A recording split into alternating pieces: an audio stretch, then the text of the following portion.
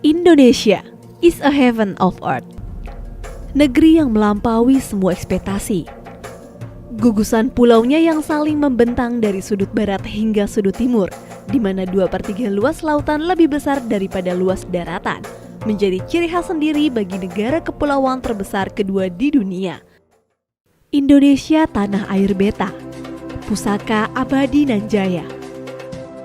Sebagai negara yang berada pada perlintasan dua benua dan dua samudera, Indonesia termasuk negara yang rawan dari sisi keamanan laut, baik keamanan laut yang bersifat lokal, nasional maupun internasional.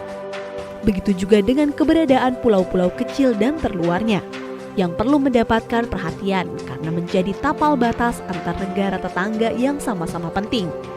Menjaga pulau-pulau terdepan yang menjadi teras utama bagi wilayah Indonesia merupakan hal yang sangat penting dan menjadi kewajiban bagi seluruh warga negara Indonesia. Istilahnya saya udah ada jaminan hak saya di sini, tidak ada yang bisa mengganggu-gugat, tidak ada yang istilah bisa mengusir saya.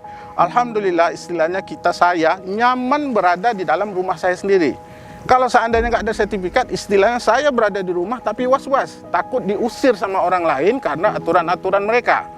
Jadi dengan adanya sertifikat, ada jaminan dari pemerintah, insya Allah ke depan kami merasa nyaman di pulau ini.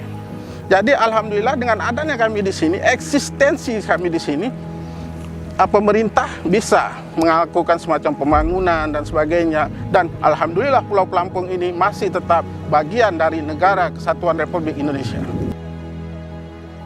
Pemerintah Indonesia secara konsisten terus berupaya menjaga kedaulatan negara dengan melindungi pulau-pulau terluar Indonesia, memberdayakan masyarakat dalam rangka peningkatan kesejahteraan, serta melindungi kelestarian budaya Indonesia melalui sertifikasi tanah masyarakat yang dilakukan Kementerian ATR BPN. Kami bangga memang dengan pemerintah hari ini, yang di pesisir pun sudah bisa disertifikat semua. Jadi memang sekali lagi saya sebut, memang bangga memang Bu. Puas kami sebagai masyarakat puas. Jadi hak kita sebagai masyarakat tuh memang ada. Kita tinggal di suatu pulau ini, kita tidak mengaku-ngaku ini pulau kita. Sebagai negara kepulauan, budaya maritim pun menjadi bagian yang tak terpisahkan dari kehidupan masyarakat yang memiliki kearifan lokal dalam mengelola dan memanfaatkan sumber daya laut. Interaksi ini dimungkinkan karena kehidupan masyarakat yang bermukim di kawasan pesisir memang bergantung pada laut. Karena kita tinggal di pulau ini sudah berapa turunan, dari di atas kakek kita lah, sudah berapa turunan menetap di sini. Jadi kita sudah menyatu. Tapi kalau kita orang pulau dipindahkan ke kota, itu tak akan nyambung. Pemberian hak atas tanah bagi masyarakat pesisir dan masyarakat yang tinggal di atas laut menjadi sangat penting karena terkait dengan eksistensi, kebebasan serta harkat dirinya sebagai warga negara Indonesia. Karena dengan adanya kepemilikan hak atas tanah dapat menjamin kesejahteraan warga negara yang lebih produktif.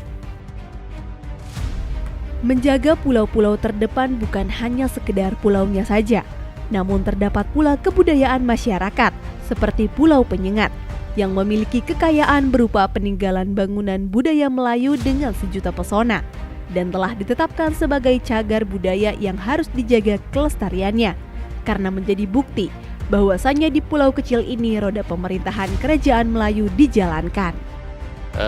Kami sangat mengucapkan terima kasih kepada Bapak Presiden Republik Indonesia, kemudian Kementerian BPN, pemerintah Provinsi Kepulauan Riau dan Kota Tanjung Pinang dalam rangka menyelamatkan Pulau Penyengat, dalam rangka melindungi Pulau Penyengat tempat yang bersejarah ini, dalam hal menerbitkan sertifikat kepemilikan bagi masyarakat dan juga tempat-tempat cagar budaya untuk dilindungi.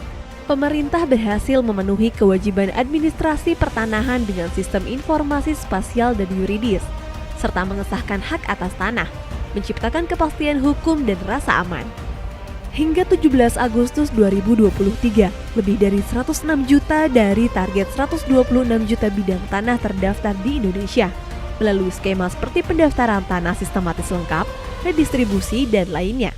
Meski demikian, untuk mencapai legalisasi hak atas tanah di seluruh Indonesia pada tahun 2024, perlu mengatasi 4 masalah utama, termasuk legalisasi tanah di wilayah pesisir, penyelesaian konflik agraria pada aset negara, tanah transmigrasi dan redistribusi tanah dari pelepasan kawasan hutan.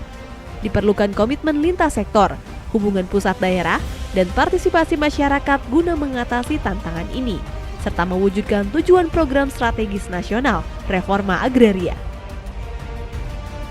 Dalam rangka mendukung pelaksanaan gugus tugas reforma agraria, saat ini Kementerian ATR BPN menghadirkan platform Bumi GTRA yang merupakan wadah informasi GTRA tingkat pusat, provinsi, dan kabupaten atau kota, guna mempercepat penyelesaian permasalahan pertanahan yang menjadi agenda dari reforma agraria yang berbasis digital, dengan prinsip keterbukaan dan kemudahan akses data dan informasi.